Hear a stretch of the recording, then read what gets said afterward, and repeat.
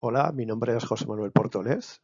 Pertenezco a el área de Mecánica de Medios Continuos y Teoría de Estructuras de la Universidad Jaume I y hoy vamos a ver la primera lección acerca de estructuras de acero, que es la cual hablaremos del material, los perfiles habituales y una cosa muy específica que es la clase de sección, que depende. Bueno, pues durante esta sesión veremos el marco normativo para el cálculo de estructuras de acero, hablaremos de cómo es el material, el tipo de material que utilizamos y de sus resistencias de cálculo y hablaremos también de la geometría de perfiles normalizados, ¿vale? Y en cómo influyen en la resistencia y la estabilidad frente a pandeo. Y dentro de esto hablaremos de lo que es la clase de sección, que es muy importante para poder saber qué resistencias podemos utilizar en el cálculo. Bueno, pues el marco normativo que tenemos para el cálculo de estructuras se fundamenta en estas tres normas: el Eurocódigo 3, el Código Estructural y el Código Técnico de Edificación, documento básico de seguridad estructural. El Eurocódigo 3 y el Documento Nacional de Aplicación es la normativa europea en la cual se basan las otras dos, ¿vale? Sin embargo, no es de obligado cumplimiento. La que sí que es de obligado cumplimiento es el Código Estructural, que está basada en los eurocódigos, ¿vale? No solamente para acero, ¿vale? Dentro de esta normativa nos permite utilizar directamente el Eurocódigo 3 o bien utilizar el Código Técnico de Edificación, documento básico, seguridad estructural, para edificación en concreto, ¿vale? Y el tercer nivel sería este último documento que hemos comentado y que es la normativa de referencia para edificación. Aquí no entran ni puentes, ni silos, ni chimeneas, ni otra serie de elementos industriales, podríamos decir, fuera de lo que es la edificación. ¿Vale? Debéis de saber que actualmente esta normativa está en cambio. Van a salir dentro de nada los eurocódigos de segunda generación y, por lo tanto, el resto de normativa se tendrá que ir actualizando.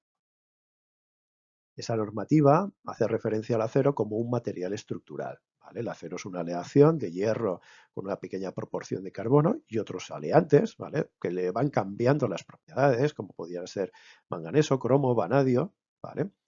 Y que se encuentran normalizados a través de una norma UNE, por ejemplo, la norma UNE 10.025, ¿vale? El Código Técnico de Edificación, documento básico, seguridad estructural acero, recoge las designaciones y los valores para algunos de los aceros que se utilizan en construcción. Así tendremos el S235, el S275, el S355 y sus propiedades.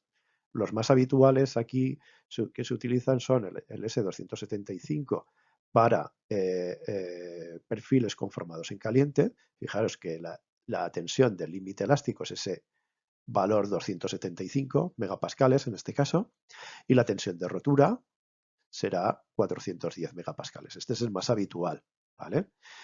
El S235, que tiene 235 megapascales de límite elástico y 360 de rotura, es habitual en perfiles conformados en frío, ¿vale?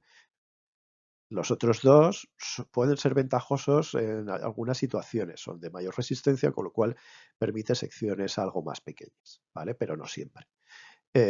Y fijaros también que varía con el espesor. A medida que aumenta el espesor, las propiedades del límite elástico van cambiando. Además de esas propiedades tendremos el módulo de elasticidad, que es común para todos, el coeficiente de Poisson, ¿vale? El módulo de elasticidad 210.000, y entre los dos obtendremos el coeficiente de elasticidad transversal G. ¿Vale? Además tendremos un coeficiente de dilatación térmica 1,2 por 10 elevado a menos 5 grados centígrados a la menos 1 y una densidad media de 7.850 kilos por cada metro cúbico de acero. Los valores anteriores son valores característicos, valores medios. Para poder utilizarlos en el cálculo necesitamos transformarlos en valores de cálculo utilizando unos coeficientes parciales de seguridad del material. Por ejemplo, para la resistencia de cálculo, habitualmente F sub ID tendremos que es F sub I partido el coeficiente parcial de seguridad del material, que en función de si es debido a la plastificación o el fenómeno de inestabilidad o pandeo, utilizaremos un valor de 1,05. Cuando hablemos de resistencia última de cálculo, ese valor cambia y el coeficiente de parcial de seguridad ahora será gamma M2. Y si, por ejemplo, es para los medios de unión, se utiliza gamma M3, ¿vale? Que tendremos que aquí que se utiliza para la comprobación en tornillos o resistencia de agujeros rasgados, ¿no? La geometría del perfil también va a influir en la resistencia y en la estabilidad, ¿vale? Así vamos a tener, para una viga, vamos a tener unos ejes X y Z, donde X es el eje longitudinal, el eje Y es el eje de inercia más fuerte de la sección y el eje Z es el eje de inercia débil, ¿vale? Una primera clasificación en función de esto podríamos tener los perfiles T, perfiles en I o en H, ¿vale? Los habituales IP o IPN, ¿vale? También los HA, B o M, ¿vale? Que tenemos aquí, ¿vale? Son buenos en cuanto a flexión, ya que tienen una inercia fuerte en uno de los dos ejes, ¿vale? El eje fuerte, ¿vale? El alma, por contra, concentra todo el cortante, por lo tanto hay una posibilidad de abolladura si esa pared es delgada, ¿vale? Tampoco son muy favorables a torsión, con lo cual habrá que evitarlo. Las secciones abiertas, ¿vale? Son menos favorables para torsión. Y en compresión, donde necesitamos mayor área, se suelen utilizar más los perfiles HE, A, B o M, ¿vale? Muy habitual el HEB. Vale. En cuanto a pandeo, ya hemos comentado, ¿vale? Que tiene una inercia fuerte. En el comportamiento es a nivel global bueno. Sin embargo, a nivel de pandeo lateral, ¿vale? Dado que una de las dos inercias es más débil, si cargamos en el eje fuerte, puede ocurrir pandeo lateral que tendremos que controlar, ¿vale? El alma y las alas suelen ser clase 3 para el alma, mientras que las alas suelen ser clase 1 o 2. Ahora después veremos lo que es la clasificación de la sección. Entonces, ¿dónde se suelen utilizar? IPs y PNs son habituales en vigas, mientras que los HB y compañía son más habituales en pilares, aunque no es exclusivo. Otro grupo de perfiles serían los perfiles en U, UPN o UP, ¿vale? Entonces, son buenos en cuanto a resistencia en un eje, el eje fuerte, pero son más débiles que los anteriores en el eje débil. Hay mucha más diferencia entre los ejes, ¿vale? Tanto como además son secciones abiertas y asimétricas, son muy sensibles tanto a la torsión como al alabeo, ¿vale? Por otro lado, debido también a esa separación del centro de cortantes con respecto y al centro de gravedad también de la sección con respecto al centroide, genera mayor inestabilidad. Por lo tanto, son muy susceptibles de pandeo lateral torsional, ¿vale? Son habituales, por ejemplo, como vigas no principales sino secundarias, como correas, refuerzos en rehabilitación empaquetando otras vigas o perfiles de borde para cerrar, por ejemplo, un pequeño forjado. Los perfiles angulares son adecuados siempre que se trabaje a tracción o una pequeña compresión, si queremos. No son eficientes en flexión y lo que ocurre también es que son muy sensibles al pandeo tanto global como al pandeo lateral torsional, ¿vale? Al ser muy asimétricos, ¿vale? Por tanto, son adecuados, pues por ejemplo, en celosías habitualmente que trabajen en pares y también que estén sometidos a tracción, ¿vale? Esto ocurre también, por ejemplo, en los adiestramientos como, por ejemplo, cruces de San Andrés, ¿vale? Y pequeños elementos ligeros que estén a tracción o compresión, ¿vale? Como una estructura secundaria. Un cuarto grupo serían los perfiles huecos, ¿vale? Tanto redondos como circulares como rectangulares. La resistencia es excelente en compresión porque tenemos una distribución uniforme. Son muy buenos en torsión, sobre todo los circulares, al ser secciones cerradas. Al ser secciones, la circular, por ejemplo, no tiene tensión de alabeo, ¿vale? Sí que tendremos una tensión tangencial de alabeo en los otros dos, ¿vale? También son buenos en flexión biaxial, sobre todo los circulares y los rectangulares, o mejor dicho, los cuadrados. El pandeo es menor, tanto a nivel global como lateral, y ocurre un menor riesgo de abolladura ya que estamos formando una caja cerrada. Entonces, usos habituales, pues en perfiles para pilares, ¿vale? Con grandes axiles, muchas veces rellenos de hormigón, también para celosías tubulares, ya que se optimiza mucho la sección al tener la inercia alejada del centro de gravedad.